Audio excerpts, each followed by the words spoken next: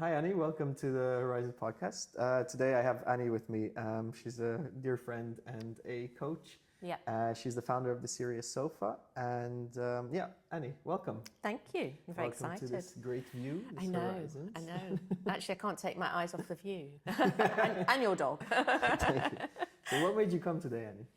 Yeah, well, I realised, I really love working with you guys. And I actually love sharing my stories, and being in the space of you guys as well makes me super inspired. So I just thought, you know what? I'm just going to come and be inspired. That's what made me come. Thank you so much. Just to have a chat and to share and to learn and to just enjoy actually your presence and just being here. I thought, I love when we sit down every time. I'll have a bit of that, I thought. So that's why I'm here. We haven't talked in a while. No, we haven't actually. Maybe also that's why I came. So it was really just to enjoy conversation. There was no big agenda actually. Amazing, yeah. Thank you. Could you tell us a little bit about the Serious Sofa? Yes. So I am the founder of the Serious Sofa, which is why I'm sitting on this chair. I set up the Serious Sofa after my first coach training. The name means a huge amount to me. That's when I put my branding head on. The Serious Sofa is the place to get comfortable, to let your shoulders down, maybe kick off your shoes and really relax in or settle in, to really start to tap into and unravel the serious stuff that matters. So I really realized in coaching that actually it's not always about sitting solving, it's actually sitting and allowing. Sitting and settling is as important as opening a big conversation straight away.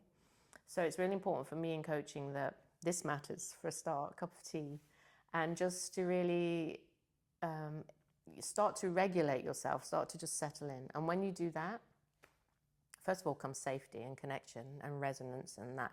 And you start to go, okay, now I can talk. Now I can talk. So the Serious Sofa is really that place to allow yourself and give yourself the space to talk. And often when we enter a coaching, we might have an agenda. When we settle in, maybe that's not the agenda anymore. It's like you discover the layers underneath you when you allow yourself to simply let go. Yeah, it's letting go. I felt that. Do you have specific questions to initiate this letting go process, or is it just literally sitting down and chatting?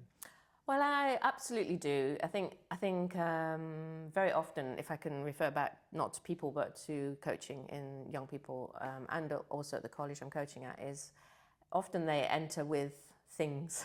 Mm-hmm.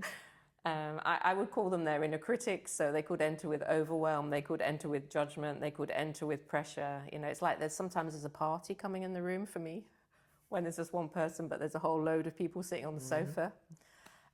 If I notice that, I will actually suggest, shall we just take a moment? And actually what I love is the fact, you and I are in a chair right now.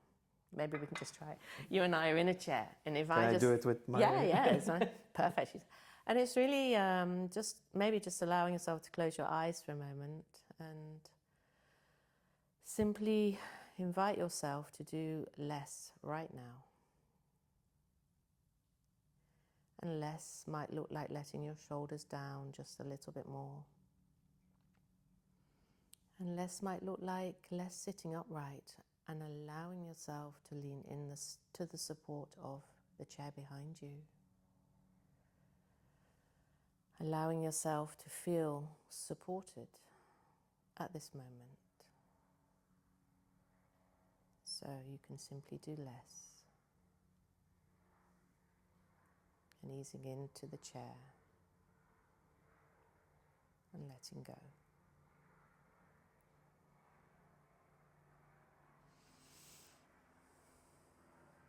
And just noticing what's there when you allow yourself to do that, really. Just allowing yourself to, let go. And that's a very short version, but did that bring anything? Did you notice anything you were holding? Yeah, I mean, I just felt warmth. Maybe that's because of Maya too, but yeah. I just felt warmth in here and just, I feel like when I do that, and we've done this a couple of times before, and I was anticipating it a little bit. But when I do this, it just feels like the outside world just disappears. And I'm able to focus on myself. And things come up, and it's still relatively chaos. But I can focus solely on the thing that is inside. And right now, what I was thinking about, like, how can I let go while hosting a podcast, for example, and that will probably help me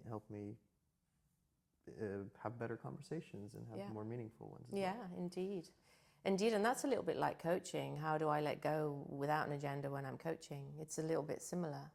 And in all honesty, I found my best coaching comes when I haven't planned.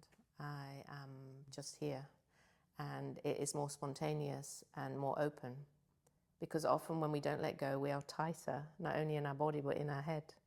So this bit does this bit. It's like if I was moving, like I'm moving like this rather than this. And you're like sitting back softly and just enjoying the warmth of your lovely dog. And that is really resourcing, actually. That texture, that warmth, that, I don't know, comfort almost. It's that kind of love, isn't it?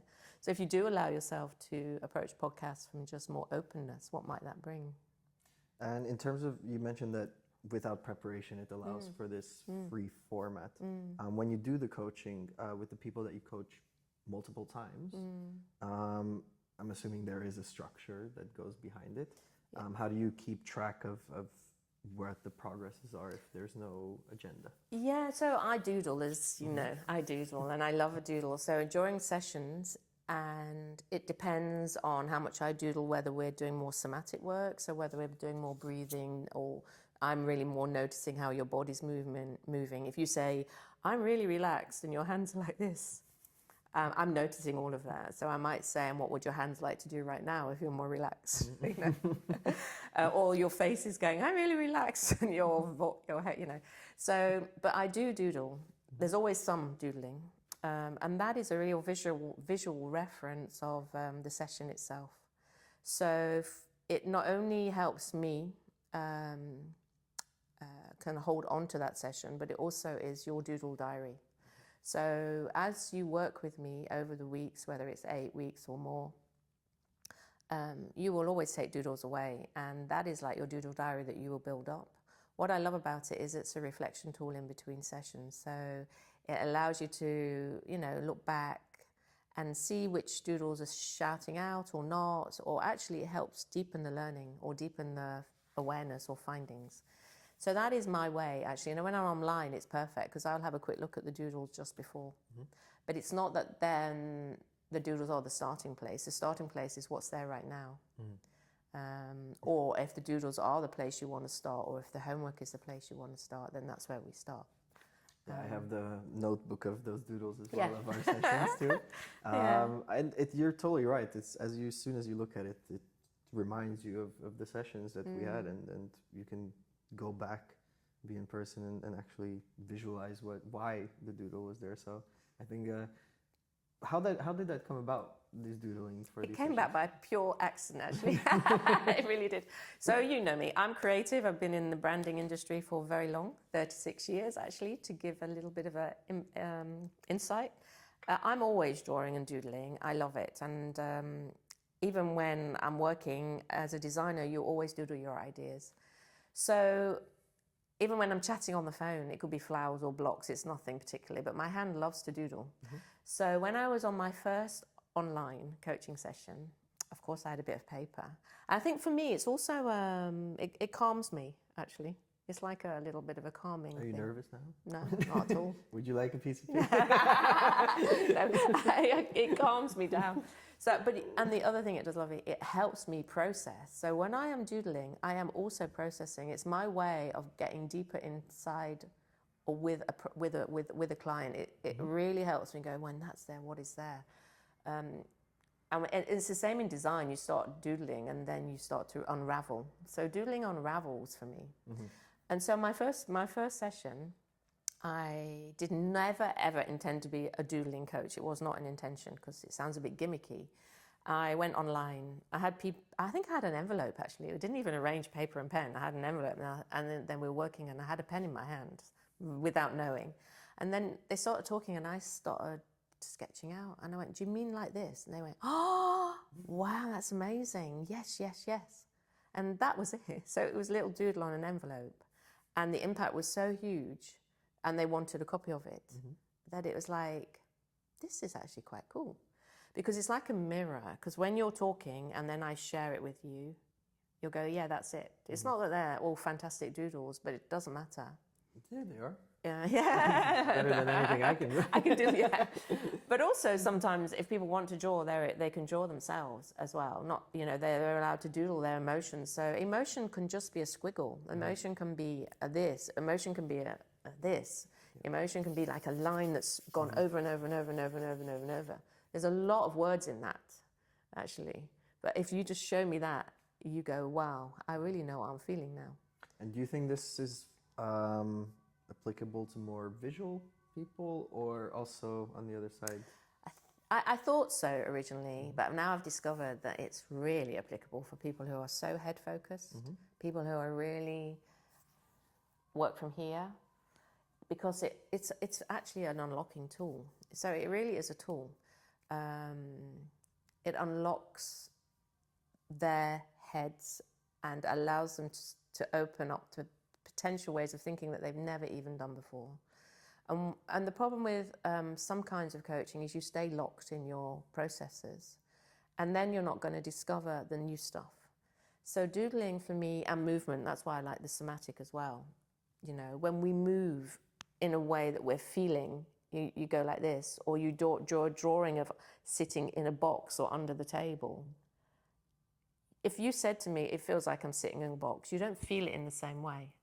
So doodling really helps really heady people connect more deeply to their emotions, because that is also the challenge. How do you get someone who's really head focused and process driven to say how they feel? Often they come and say, I don't feel anything. So it's a way to slowly unlock feelings, actually. Would it say that you kind of help them project it onto a screen, let's say, and then that makes them understand a little better? Yeah, they start to see it as a mirror. It's a mirror, really, I think. So actually they start to realize, wow. And in a way, when they say I don't feel that doesn't feel nice for them either, because they realize that they're missing a huge part. So this doodling is like a little key for me, which slowly unlocks more ways of experiencing the world, and allows you to slowly go, when I feel this here, I know maybe that I need to just slow down. Or when I feel tension in my shoulders, what's one thing I can do that day to do slightly less? So it starts to open up another language. That's what I love. And somatic coaching is also when you're noticing a sensation or a feeling, and you slowly can have a little chat with that. It sounds a bit bonkers, but it's talking to that pressure. And doodling is the same. It's talking to that doodle in a way. You're having a conversation outside of yourself. So it's a very observational, if I share a doodle with you, you see it differently than if you're talking about it. It's an awareness maker in a way. And given that you're a branding expert, yes, you mentioned something that caught my ear, the doodling coach. Why is it Serious Sofa and not Doodling Coach? Because I set the Serious Sofa up first. Yeah. And then the doodles appeared. And the thing is, for me, Doodling Coach might sound a bit gimmicky. And in the end, coaching is about unraveling, getting comfortable, and really opening up to the stuff that matters. So the doodle for me is not a gimmick of showing you, this is how you feel. The doodle for me is a tool to unlock you to find your deeper awareness, your deeper knowledge, your deeper knowing of what's going on. In the end, that's what I want. It's not that I want you to have 1,000 fantastic doodles. This is a tool for me. So I've really used it. I define it as a creative tool. Okay. So I work creatively, because if I say I'm a creative coach, many people would be put off. If I'm a doodling coach, people might go, ooh, that doesn't work for me. But if I'm a coach who really wants you to sit down and sit with me and get comfortable and allow, let's just sit here for a minute, let's just ease in and slowly feel safe enough to open up. Then if I bring, I'm just going to doodle this, how does that feel? Then it's a totally different way. So always it's about, let's unravel, let's get curious. And even sad things and difficult things, they inspire that curiosity in me, because it's like we can go on this journey together, even if it's sad and hard, but we can still be a little bit, it's not upbeat is the wrong word, but let's be curious together. Let's share the load. Let's doodle our way through it and move our way through this. Mm-hmm. You know, and when we're just talking, I think we can just get tired of talking. But if we're experiencing it in different ways, you can discover so much more. That's the point. And that makes it quite fun and nice. I worked recently with a very, very lovely lady who was very heady. My goodness. And she said that, which is really nice, and it's a little brag moment maybe, but she said she's done quite a lot of therapy, different ways, and no one has ever managed to get to her in the way we did in our sessions. And to show her the doodles and to share that and to realize, wow, if I stand like this, that's amazing. Because it's been so focused on talk therapy that it's never stayed with her. It's not sustainable and doesn't embody so well. Because before it comes out the mouth, the brain rationalizes, right? That's it, I mean. Because it needs to find a way for you to explain what I'm feeling. So we kind of limit our feelings. Yeah. Do you know what I mean? We limit our sensations or we limit our experience. Because we think, how do I explain this massive sense of rushing overwhelm? Actually, just say it's a massive sense of rushing overwhelm. Mm-hmm. What's the shape of that right now? If you could hold it in your hands, what would the temperature be? Mm-hmm. Or if you could touch it here and just put your hands and close your eyes and say, I'm listening, what might happen next? But because we go, yeah, well, it's a big thing, just I don't know, it's just this feeling I can't explain. That's what we tend to do then. Mm-hmm. But actually, a feeling you can't explain is also really welcome. But, you know, at least when you have that and you can put your hand maybe where you're feeling it, then there starts to be a connection. And if you ask somebody what's the shape of it, and they might say it's a bit round or a bit muddy, then we're getting somewhere. Mm-hmm. Interesting. And in terms of the Serious Sofa, what are you working on right now? Yes, so Serious Sofa is very excited about working with young people. I love working with young people. Oh. And that little doggy is making a lovely movement right now, little noise. Oh. So working in the university, where I met you, has been a brilliant opportunity for me to, you know, take all of this stuff and share it. That's what I would say. All of the stuff I'm learning, all of the stuff I'm playing with, I love sharing it with other people. So the Serious Sofa is putting a pilot together right now. It's launching. It launched yesterday, and we're sharing it to try and inspire younger people to come to coaching for 35-minute sessions. On a subscription basis at an affordable price, really, because there is a kind of stopping moment, isn't there? Can we afford this? And so I'm looking at, you know, we looked at like gym passes and the kind of things young people are paying for, and kind of thought, okay, this is what they're paying for their gym. This is like gym membership, but for the mind and soul. So we kind of looked at benchmarks, and subscription seems to work quite well as an idea. No-brainer, bought 3 sessions, 6 sessions up front. In between, you get some free tools. So we're offering that now, and hopefully there will be enough 10 or 12 people we need to jump on the pilot. And I'm really looking to, you know, for them to help me shape it even better, so it's even more shaped and fitting for young people. So that's what I'm looking at now. So it's for 35-minute sessions, and it could be once or twice a month. Mm-hmm. And the subscription is for 3 months. And, you know, we're offering a little nice deal of €45 for once a month and 42 for twice a month. So you get a bit of discount. And so in between those sessions, you'll get your doodles, and you'll also get a audio and an exercise to do. Mm-hmm. What my hope is there is actually that I can expand on that and it can grow, and you can then have this moment in your month, whether it's once a month or twice a month, to just have that one person to come and go, whatever's there. You can do a lot in 35 minutes. And the reason why it's 35 is that first 5 minutes is about, it's not 30, you know, it's 35 and often 40, because, you know, that's who I am. But it's like, it's about settling. So I really like that idea of settling. And I still do the hour sessions. Well, they're also 70 minutes, not 60 minutes, because that settling is important. So I still do that. But I really want to find the way in so I can work with more young people. That's really important for me. So that's my big exploration, trying to connect with that, and hoping it's a successful pilot. Let's see. But it's open, so if anyone wants to join, then I mean, let me know on the we'll Serious put it Sofa. out to Horizons podcast. Yeah, and really. our viewers. So I think all our young friends in our network, I think, should. Because speaking from experience, I mean, it only helped me.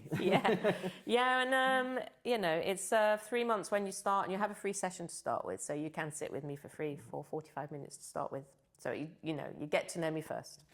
So if they are interested, then they can just get in touch. Amazing. Yeah. And in terms of who you're trying to bring on, these are just young people, or is there any target specific? No, they're really young people or students. So young people, where do young adults start and finish?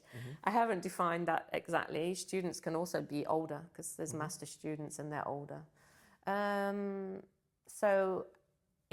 mean, it seems right now I'm working with up to 30-year-olds, because there's a lot of master students at that age actually, and mid-20s. I think it starts around 18. And then plus. So, are you working with entrepreneurs specifically, given how many problems we have? But yeah. I love that. Or are you just broadening? I'm broadening it really. I think there's so much going on in the world, isn't there? And I have 2 daughters of 16, so I see also the struggles of connection, friendship, overwhelm, pressure, and the same things come in the university building, I always see them as characters, by the way. That's why I'm saying when they come in, they bring all their friends with them, They bring pressure, they bring overwhelm, they bring, I don't know. It's like they all sit on the sofa together. And also, so I'm inviting anyone. There's no restrictions, really. It's really people who are truly interested in maybe some personal growth. That would be key for me. And development, and would like to try coaching out. And this is a way for them to step in at an affordable rate, hopefully, that they can actually experience what it is to get to know yourself. How cool. When I was coaching, and I was a little story I was sharing earlier, my first coaching, I left there when I got my certificate. And I thought if I could share 10% of what I've learned about myself at the age of over 50, I won't say exactly, then I would love that. I would think it'd be brilliant to bring that to young people, because I never had that when I was young. A lot of people never ever have access to coaching or, but if coaching allows you to stand up, do you want to stop or? No, it's okay. It's okay. If coaching allows you to, she will open the door. If coaching allows you to stand up and go, I am good at something, or dare to say, I am good at what I do, or dare to say, I know my strengths. Even when difficult things happen, I can really rely on, or I can trust my strengths. Even those things, the small, like that, if you could actually have that in your hand and say, I'm really good at this, so I can trust myself in that. That would be awesome, because often we just don't say it. And even when I was doing my first coaching session, I had to stand and go, I am good. I am inspiring. You know how awkward I felt? And now I don't care anymore, because I think I am quite inspiring. So, but I was doing this with my hands, and it was so uncomfortable for me to say good things about myself. And a lot of us have that. But it's not about ego, it's not about showing off, but it is about honoring yourself, because when you do honor yourself, I don't know, you somehow grow yourself a little bit. When you daren't, we go like this, don't we? Because we get shy. But if we do this and go, I'm really inspiring, I am. That's really a big value of mine. And to inspire and be inspired by you guys, that's a really huge value of mine. And if you say it, it's great. I mean, what would be yours? It's a great feeling. Yeah. What would be mine? Yeah. What would you say? Put me on the spot now. Yeah. I don't know, actually. Oh. I'm the one being interviewed. I thought I was interviewed. No, but I would like to have one more question. Yes. I ask this to every guest. We try to center this podcast around decision making, as I told you. We'll wait 1 second. Is that the doorbell? Yeah, exactly. Yeah. In terms of decision making, I'd love to know your perspective, given your somatic coaching. I think that you might have a very different answer to a lot of people. So when you go about your life, whether that be life, business, anything like that, how do you make decisions? What is important for you to make? Yeah. What are the ingredients for you to have the right decision?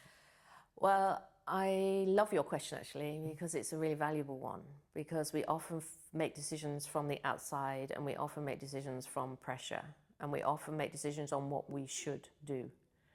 And there's a lot of shoulds in life, isn't there? And we feel that. And even often when we're saying should, there's a shouldn't sometimes inside. And what I started to listen to is the shouldn't. Or should I? Questioning yourself. Yeah.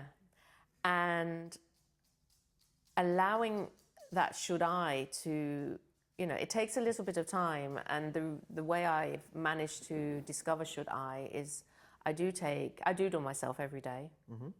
Not literally myself, I doodle what's there. What that's brought about is it's also brought about what fits me, what do I need right now.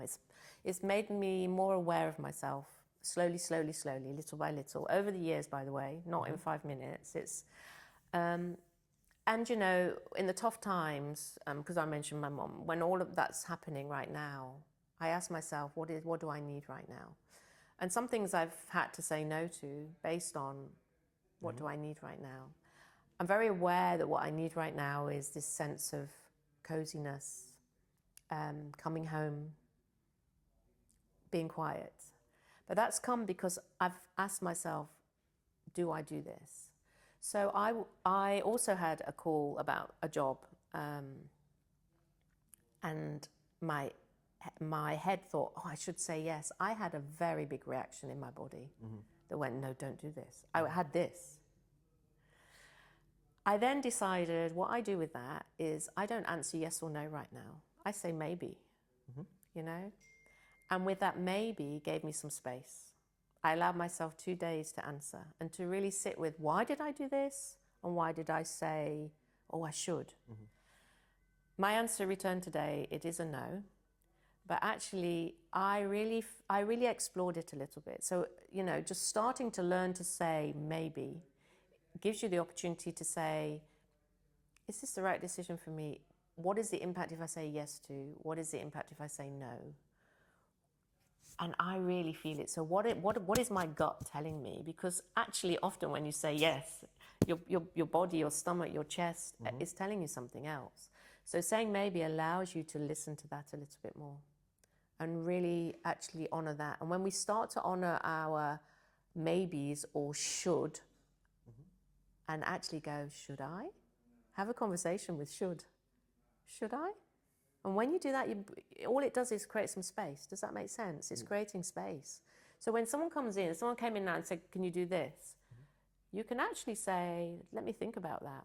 Or in your head, you can go, there is a should, but I'm asking should I? Because when we ask should I, we're coming more from here. Yeah.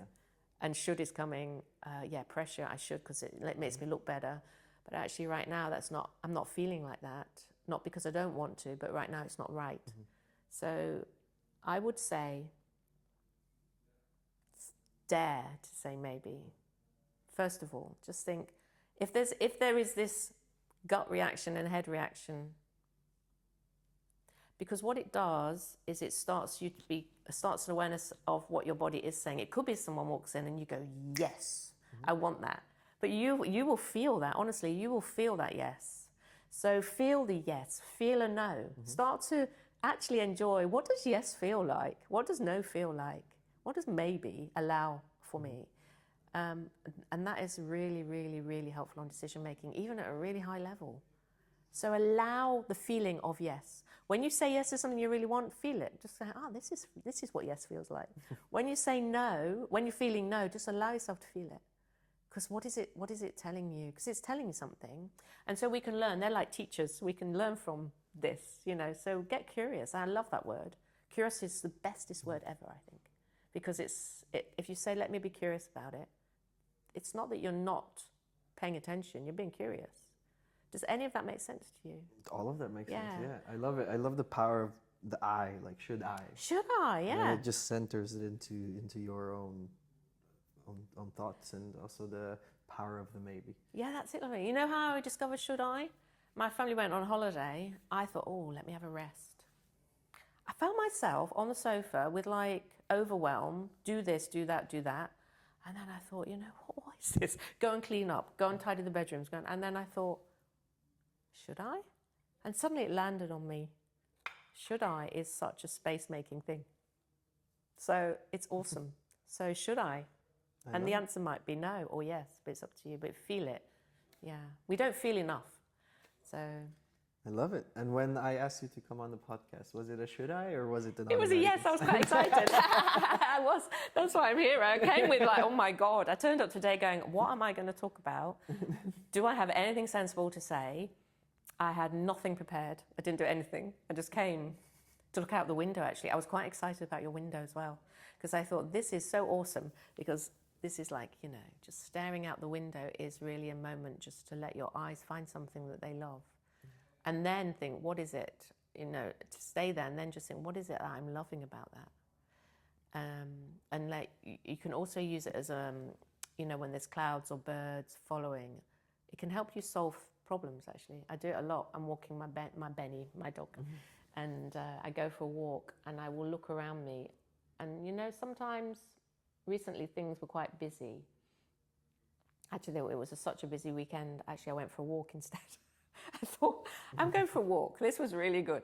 So I had the should I thing. Yeah. I thought, no, let me go for a walk for a moment, for half an hour. And then I saw these clouds and they were moving. But they were moving quite slowly, but with direction. But they weren't doing this, and they weren't huge. They were quite little, and they had really clear direction, and it was really gentle. And I thought, yes, that's how it can be today. Mm-hmm. If I slow down a little bit and just pick small clouds, move forward slowly, it's okay. So that's what this is brilliant for, is what is the sky telling me today? You know what I mean? Because it can be really, of course, you'll start to see things, and that's how I work, but you'll start to see things that can inspire your own way of thinking. It's magic like that. So. Amazing. Yeah. Well, thank you so much, Annie. Yeah, no, it's been a real treat. It's a pleasure. It was really nice. And you're lovely. Yeah, you're one of the most welcome guests. Yeah, you're the special guest. You are. No, thank you so much, Annie, for coming. It's really on lovely. the Thank you, lovely. I really liked it. I always enjoy our conversations. Yeah, it's really nice. Yeah, thank you. Cheers to you. Cheers. Cheers to the podcast, and well done for setting it all up. Cheers. So there you go. So then you can think, what am I good at?